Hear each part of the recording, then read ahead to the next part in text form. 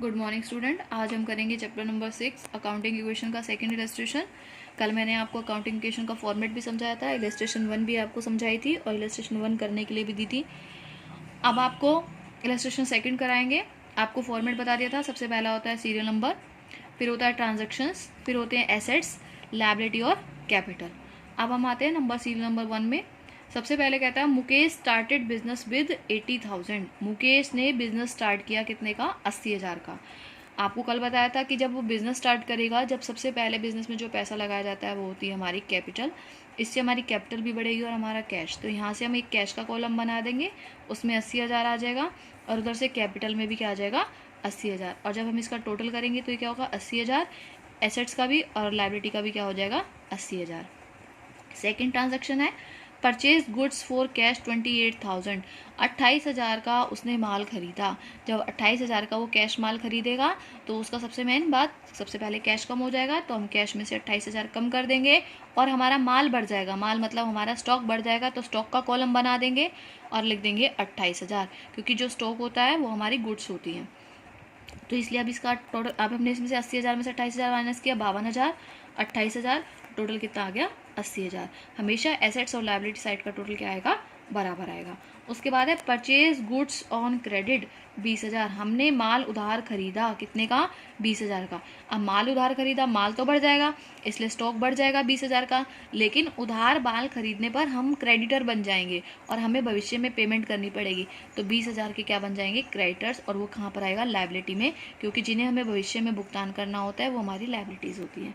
अब हम इसका टोटल करेंगे तो इसका आएगा 52,000 और 48, दोनों का टोटल हो गया 1,00,000। और यहाँ से 20,000 और 80,000, इन दोनों का टोटल भी कितना हो गया? 1,00,000। अब हम नेक्स्ट आते हैं ट्रांजैक्शन पे, purchase furniture for cash. Cash furniture लिया कितने का? 6,000 का। जब कैश फर्नीचर लेंगे तो सबसे पहले कैश कम हो जाएगा 6,000 का और फर्नीचर हमारा बढ़ जाएगा। तो 6,000 हम क्या करेंगे? फर्नीचर के कॉलम में लिख देंगे और इधर से कैश में हम क्या कर देंगे? माइनस कर देंगे। उसके बाद है पेड रेंट 2,000। अब हम रेंट को पे करना है। जब रेंट पे करेंगे तो कैश पे होगा, तो 2,000 कैश कम हो जाएगा और 2,000 से हमारी कैपिटल कम हो जाएगी। ठीक है, क्योंकि कोई भी प्रॉफिट हो, कोई भी लॉस हो, कोई एक्सपेंसेस हो, सब किससे कम हो जाते हैं? वो इधर जाके कैपिटल में कम हो जाते हैं। नेक्स्ट ट्रांजैक्शन है रिसीव्ड कमीशन। कमीशन रिसीव्ड किया। कमीशन रिसीव्ड का मतलब क्या होता है कि कहीं से हमें कमीशन मिला, ये हमारी इनकम हो गई।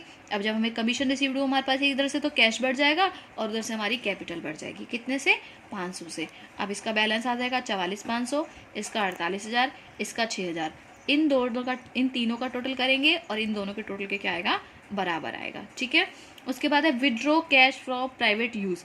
मैंने आपको बताया था जब हम भी कोई विड्रॉ करते हैं बिजनेस में से प्राइवेट यूज़ के लिए, वो ड्राइंग्स होती है। तो ड्राइंग्स हमने 3,000 रुपये निकाले, तो 3,000 रुपये निकालने से हमारा कैश भी कम हो जाएगा और हमारी कैपिटल भी क्या हो जाएगी? कम हो जाएगी। ठीक है।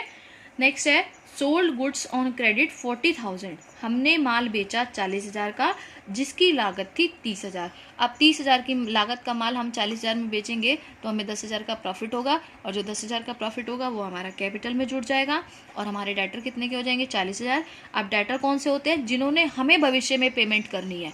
हमारे पास पैसा आएगा तो वो हमारी एसेट्स होती है, हमारे डेटर्स हो जाते हैं। तो 40,000 हमारे डेटर्स में आ जाएंगे और 30,000 का हमने माल बेचा, हमारा माल स्टॉक जो है वो कम हो जाएगा।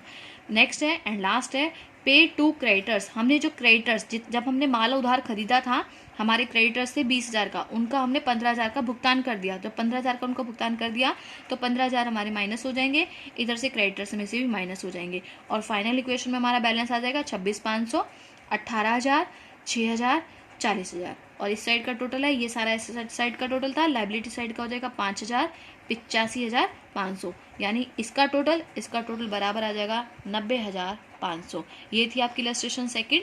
आपने इलस्ट्रेशन सेकंड के बिहाफ पर ही देखकर ही उसको किस तरीके से किया है, पहले इलस्ट्रेशन करके देखेंगे, फिर इलस्ट्रेशन सेकंड के तरीके से ही सम नंबर 2 करके देखेंगे।